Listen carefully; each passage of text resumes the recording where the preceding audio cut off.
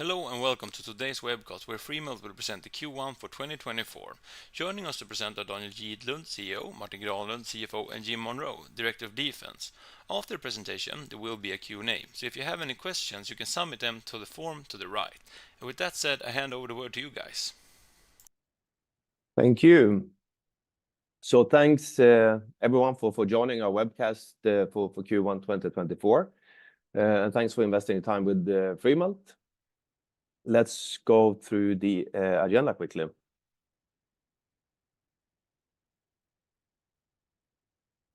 Martin, can you go to the agenda? Yes, there is a bit of delay, so apologies. Okay, perfect. Thanks. Okay, so agenda-wise, just a bit of a recap of Freemelt, who we are. Then, of course, the key topics are regarding the key events during Q1, but also a few events that happened after Q1 as well.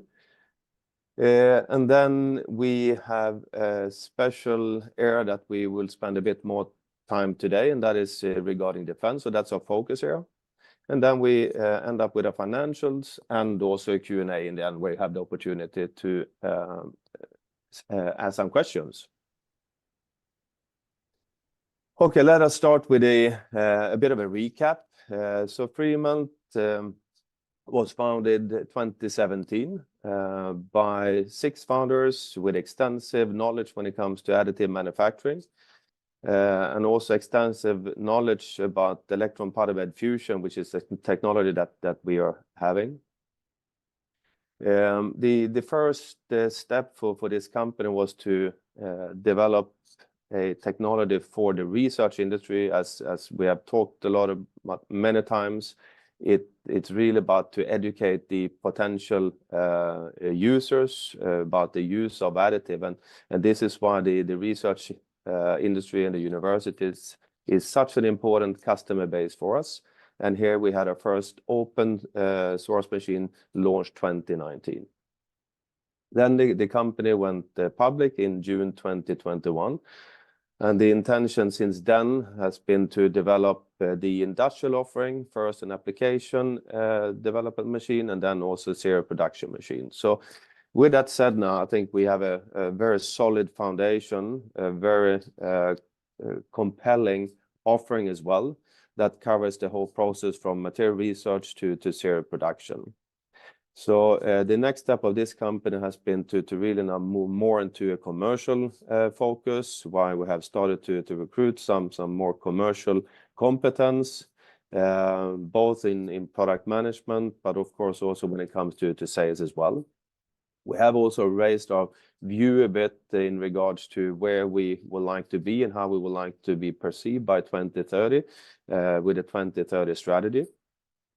And we have also now worked on setting up an operating model and an organizational structure that we can also be quite agile and grow fast moving forward.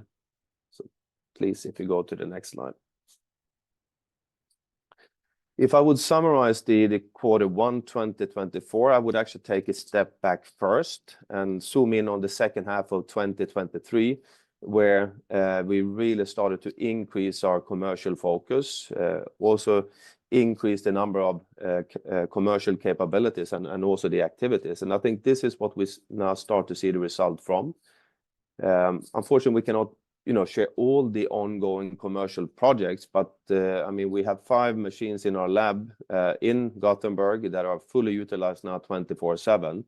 So I think the 3 communicated orders that we had now in Q1, it is in general, I think it represents really well the progress, activity, and also the business mix that we had. If I start with the 2 industrial ones, I mean, the first one is about Saab.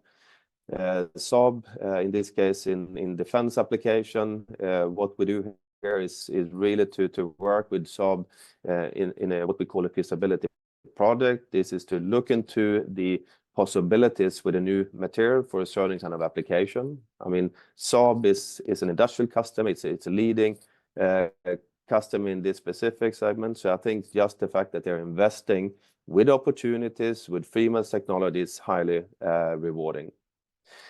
The other one is an Italian customer called VRAM. Here it's about an order of an eMelt ID, so the application development machine. I would refer to VRM as an application center in Italy, who has the purpose of really trying to help the Italian metal manufacturing industry to become more innovative in how to manufacturing products, and at the same time also take more of an educating responsibility regarding additive manufacturing, but also electron powder bed fusion in this case. So very important agreement for us. And the third one is an academic order. So this is the University of Sheffield.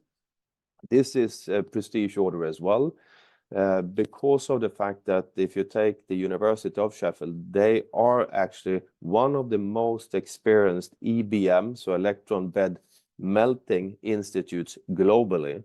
And what they will focus on is mainly on tungsten, and in this case also fusion, so in energy. So once again, very rewarding to get them on board as well. I would also say that, you know, in general, when it comes to Q1, we have seen a continued increased an interest in tungsten, and mainly I would say then as well in defense and energy applications. So what I also just referred to in those examples. So I think this is just re-emphasizing on what we have already started to see during 2023. And also, of course, I mean, the fact that our commercialization and also the educational efforts that we started during last year now starts to pay off. And then last but not least, is that we secured also 100% rights issue of 66 million, which will enable us now to execute on our 2030 strategy forward.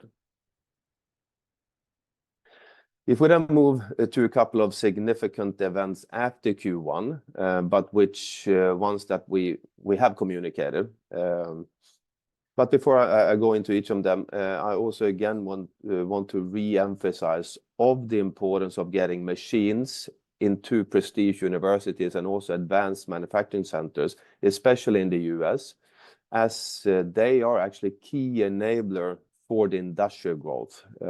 So what they do is that they actually develop and they even decide upon the technology standards and also make the selections that then the industry then will apply to. So I would say that pretty much more or less all cases in the US, when we get orders through those research institutes or university centers, then there is an industrial customer and application behind that request. And hopefully if it turns into success, then the industrial client then will invest in 3D printers as well. Our first, and I would say even a breakthrough order of our industrial machine then in the US is for a prestige university. At this moment, we have not and cannot expose the name, but we will do shortly. But the focus, I can say, is regarding tungsten materials, and the applications are in defense and energy. The second order is also for the US. So this is another prestige university. This is the University of North Texas. Here as well, similar kind of focus and usage as the first one I mentioned as well. So tungsten and defense. And then the third order, and I'm of course also excited about the two first, but what's really excited here is that this is also, let's say, result of a successful phase 1. So here now we enter into a phase 2 agreement with UKAEA. So we have seen a positive development process in the material feasibility phase, and now we move more into the application development. So now it's really to develop components for the plasma facing wall within a fusion reactor. So if we go to the next, Martin. So Freemelt, our focus, as we have communicated many times, is three materials. It's copper, it's tungsten, and titanium, and all of them are highly beneficial for our technology. Based on these materials, we have identified various applications within, with certain kind of conditions and certain kind of demands that would be of interest. And, to repeat what I've said many times before, the metal manufacturing industry is in front of, or maybe, to a certain point already in a transformation to move into new, more innovative and efficient manufacturing technologies. But also with the current, I would say, geopolitical situation that we are having now, this is giving a bit of an extra tailwind at the moment for additive manufacturing. And I would say even especially for a couple of customer segments as the energy sector, semiconductors, and defense. And as I said initially, defense is the application that we will highlight in today's webcast. And I would say that we can see a global trend in increased interest and also demand from defense and from the industry as such regarding innovative manufacturing. We have communicated agreement with Saab, as I mentioned earlier today as well. But we can also see that in the US, there is huge investments in this specific area, and where Jim in the next couple of minutes will deep dive a bit as well. But I think also the defense industry is also facing higher demand currently than they can supply. So I mean, the sense of urgency here is really high to implement more efficient and innovative manufacturing technologies. And the Freemelt, actually our technology and also our materials are well positioned in this sector. So this is one of the reasons why we now have focused to finding the best people with within this industry. And that's why I'm very thrilled to introduce you to our Director of Defense in North America, so Jim Monroe. So please hand over to you. Thank you, Daniel. I appreciate the accolades. I appreciate the warm introduction. So yeah, as Daniel said, my name is Jim Monroe. I'm the Director of Defense in North America, but I have over a decade of experience selling into the not only the U.S. Department of Defense, but also world, allied countries as well. Done significant work with Australia. Also recently sending expeditionary additive equipment into the Ukraine. So there's a lot more. There's a very substantial need right now in the defense industry. So one of my biggest passions as a former Marine, U.S. Marine, is supporting the warfighter. So in doing that, I've participated in, just even over the past 2 years, over a dozen military trials where we prove out the capabilities of different technologies. And electron beam offers something that the other technologies don't, and that's the ability to process some of these higher heat and novel materials such as tungsten and tungsten alloys potentially. So that's very much needed. But I have over a decade's experience, almost 2 decades with my military experience in the U.S. market. Right now, I am in direct communication and I'm speaking with regularly, a wide range of potential customers. Everything from company commanders, battalion commanders, all the way up to the chief of staff, at the White House, in OSD, the Office of the Secretary of Defense, and Under Secretary of Defense for Sustainment, Research, Engineering. And as having over a decade's experience specifically with additive, I know have a good understanding of where the sweet spots are and where the sweet spots for Freemelt lie. And we are taking the necessary steps in implementing with universities and getting that data out there to help propel and increase our adoption rate substantially as we move into our 2030 plan. Thank you. Next slide. So really what's driving the growth in this industry is, the US, we have sent so much of our stockpiles of ammunition and energetics to support the war in the Ukraine and to support current geopolitical conflicts, and it has reduced our stockpiles to historically low levels.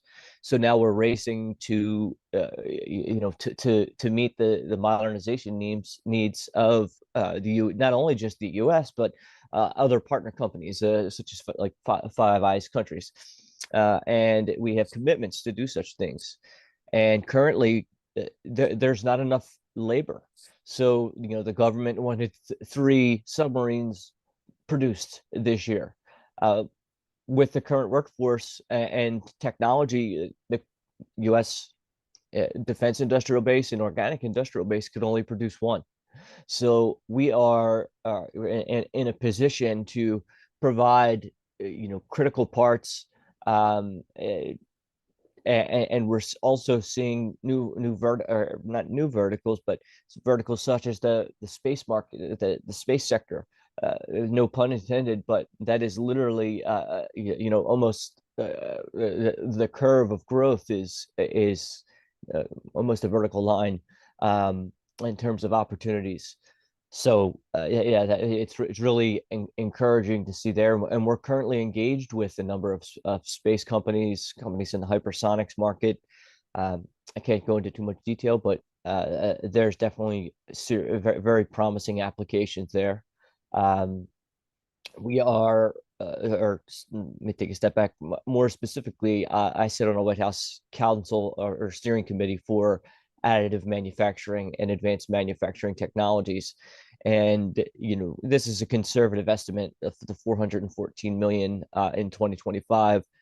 The aim is about 20% year-over-year growth in additive capital purchases in the government, but I am seeing some historically large purchases, purchases of single platforms, multi-unit orders of $96 million by the U.S. government, in the past year or two. So as we move into the future, I only see that continuing to rise, and the defense market and the US DoD, they want to standardize on specific technologies and machines.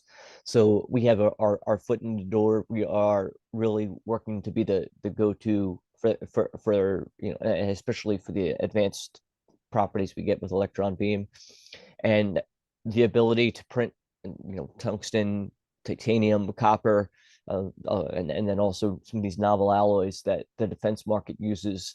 Our competitors are fledgling, especially laser powder bed fusion, where electron beam offers really key advantages for printing these materials, and the applications that it opens up is absolutely amazing. So we're in a great position right now, and we are one of the other things we're doing is making sure that funding gets out from the U.S. government to the defense industrial base. So as we see the Department of Defense and the Tier 1 primes begin to embrace and adopt electron beam, the industrial base, your commercial shops that support the DoD are going to need to bring in our technology because it's going to be called out on spec sheets. So it's I'm seeing all positive signs for growth and continued growth, more importantly, and we have really some key applications and some key materials that make us really in an opportune position for growth moving into the future. So thank you. Thanks, Jim. Thank you, Jim. So let's turn over to the finances of the last quarter and referencing the last year. So in the first quarter of this year, we saw a similar sales development as we saw in the first quarter of 2023. So sales was limited.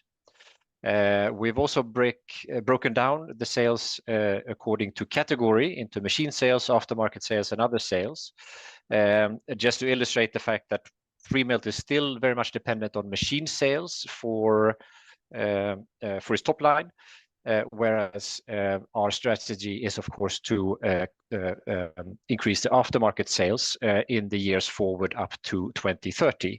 And the industrial machine eMelt is going to be an enabler in that respect. As you probably know, we book sales in our P&L after the final invoicing has been done. So cash flow, order book, and then of course the P&L sales are important to look at in combination. We've seen a small uptick in the order book. That is orders received but not yet invoiced.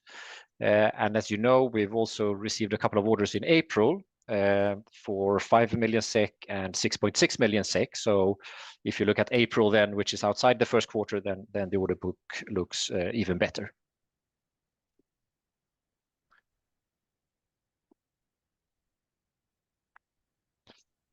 Turning to cash flow. So the black bars on the right, that's our cash balance in the accounts. First quarter of last year, we did a directed rights issue where you see money coming in, and there's been an outflow of cash up until the end of the first quarter this year, where we had a balance of 17.5 million krona. And this is according to plan. We had quite a heavy investment year, and this is all, of course, or mostly related to eMelt, and eMelt investments continued in the first quarter of 2024. Looking at the operating cash flow, which is a green line on the right-hand side, a couple of quarters we had 0 or slightly positive operating cash flow, whereas the total cash flow is more negative. So operating cash flow minus 7.4 in the last quarter, and total cash flow minus 16.7. And those are, of course, investments then into eMelt. The cash position post Q1 looks better. We completed a rights issue where we had money in the bank as of beginning of May. Turning to the balance sheet then, just highlighting a few things in the balance. Or goodwill, you don't see goodwill in the graph, but we have quite a lot of goodwill in our balance sheet, which is depreciated over 5 years, and it will be completely written off in 2026. So it's good to keep track of this balance sheet post, because it's of course written off over the period, and it's a non-cash item affecting our P&L. The balance development work, those are the black bars on the right-hand side. So we have invested into eMelt, and as you can see, it's a bigger and bigger part of the balance sheet, which grows, and it's development work being made by staff, by consultants, and also some purchases related to those projects. We've also highlighted patents as the gray bars. They're almost insignificant or very difficult to see. And we've recently changed the depreciation time to 15 years instead of 5, which was previously. And this is to highlight the value of the 16 patent families that Freemelt has. This is a great asset. It's not reflected in the balance sheet, but it has a lifetime of 20 years, and we should reflect the write-off with actual use. So that's why it has been changed recently. We've also highlighted inventory as the green bars. It's increased a little bit in the first quarter to slightly over 11 million. And that represents building machines for which we expect orders. We've also seen 2 orders in April, which we need to deliver. So that's a small uptick in inventory for the period. I'll stop there and turn back to you, Daniel. Okay, thank you, Martin. So just to wrap up of Q1, and I would actually go back to what I said from the start, that our commercial, let's say, investments that started in end of 2023. So more commercial focus, more commercial capabilities. I think Jim is a great example. And then increased commercial activities. Now we start to see some results from that as well. The other part is that we also now start to see some more engagement from the industrial side. We have been very research focused in the past, and I think Saab is a great example. As I said before as well, I mean, we have 5 machines pretty much working 24/7 on similar, let's say, projects, doing feasibility studies, application development for customers, and these are typically industrial customers. So the industrial, let's say, traction and interest in our technology is increasing rapidly. And then, of course, I mean, we had a breakthrough when it comes to our first industrial machine delivered to, or not delivered, but sold into Europe. That's going to be delivered now in July. And we also, after the quarter, we also had our first to the US as well. And then last but not least, also we succeeded with the rights issue, which also then means that we can continue to execute on our 2030 strategy. Thank you very much. And yeah, we open up for some questions.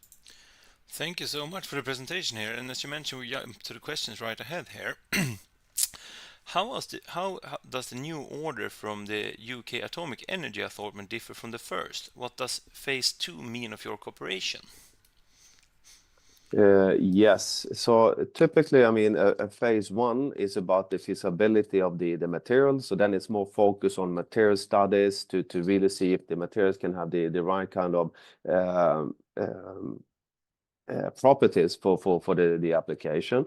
This was done in phase 1 with success. So now in the phase 2, now we move more into building the components that's going to be then used in this application. So here then it becomes more of more, if you call it, an application development rather than feasibility of the material. Thank you. As you mentioned here in the presentation as well, you carried out a rights issue in Q1 that gave approximately 66 million. What will the money primarily be used for? Yeah, I mean, we again, as I mentioned a couple of times during this call, I mean, we are ramping up our commercialization efforts. So it's really about expanding that commercialization activities in people, in marketing. And I think it's also worthwhile just to repeat and remind as well that it's a lot about educating the market. First, educating the market about additive manufacturing as such. Secondly, to educate the market about Freemelt. Who are Freemelt? I mean, we're still a small, pretty new company from Sweden, so we need to work a lot with marketing. We need to work a lot with reference customers as well. So that's why we also need to invest the real time and make sure we start off well there. And then last but not least, I mean, we will also work with industrialization of our industrial offering. We need to just accept and understand it's new products we put to the market. We need to really attend first with people, but also to do updates and upgrades of those machines as well. So I think these would be the main use of the rights issue. Thank you. During the quarter, you received the first order of Freemelt in the USA. Can you describe what the order means for Freemelt and what potential do you see in the US? I mean, the order as such, of course, it's always great when someone takes the first step, and in this case now in the US. So it means a lot. First of all, as I said, we need reference cases. We're going to grow and sell more machines based on successful customer cases. The second part, as I also touched on before, it's even more of excitement when it's in the US. And because of the fact that the research institutes, the universities, the advanced manufacturing centers, so like in this case, they are a very important, let's say, party in getting the confidence to the industrial side as well. So I also mentioned before, in most of the cases, when a university invests in a machine like this, there is already a intention, or let's say an application available, and pretty much an industrial customer looking for that as well. So if we then make this to a success, then the likelihood for having a serial production demand of that application is relatively high then. So it means a lot. And then, I mean, the US market as such, I mean, I would say that's the single biggest market for us. And I think also what Jim has informed and talked about today, the demand is here and now. I mean, in defense, but also in other kind of applications as well. And I think US definitely have a very professional and structured investment program for, you know, semiconductors when it comes to energy applications and defense applications, and more so as well. And they are acting now. So that's why the potential in the US is very, very big for Freemelt. Thank you. We actually have received a couple of more questions regarding the US market here. Are there any other EPBF players targeting the defense market in the US? And if so, what traction have they gained so far?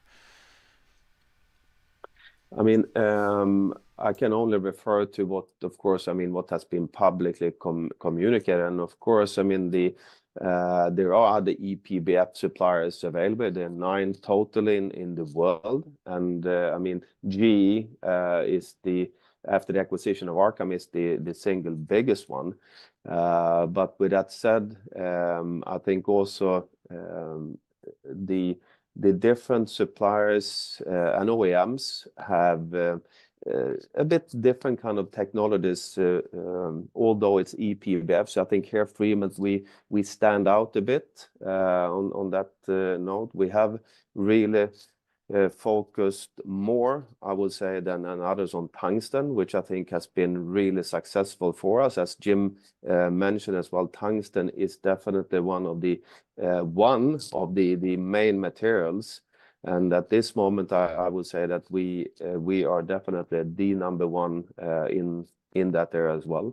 But with that said, of course, I mean, when it comes to vacuum chambers, when it comes to electron beam melting, of course, the opportunities, I would say, is of course also there for other OEMs within EPBF as well, for the defense applications. Thank you. Does the Saab order help you in attracting new defense prospects in the US? Oh, that's a very good question. If you don't mind, Jim, can you answer that question? Does the salt water help attract clients in the so in regards to corrosion resistant materials? Yeah, I think I mean just yes. the fact that they are having an agreement with someone like Freemelt, yes. Absolutely, yeah. I obviously, you know, the corrosion, you know, within the Department of the Navy, the Army, there are corrosion resistance, just SOPs, standard operating procedures for, you know, all different you know, military assets. So, you know, being able to print some of these novel alloys and alloys that don't require as much preventative maintenance or even replacement parts. It's a big opportunity, you know, for Freemelt, you know, producing parts on demand in these austere environments and sometimes areas of contested logistics. But yeah, it's definitely a driver. Thanks. Thank you. You have a long-term ambition to reach turnover of 1 billion SEK by 2030. What are the most important steps you need to take to achieve this goal? I think we we just need to continue on our commercialization journey now with the customer segments that we have defined. I mean, once again, it's about to educate the market to really identify new industrial, let's say, serial production opportunities. While we need to continue to harvest on the research side, so really penetrate more on the research side.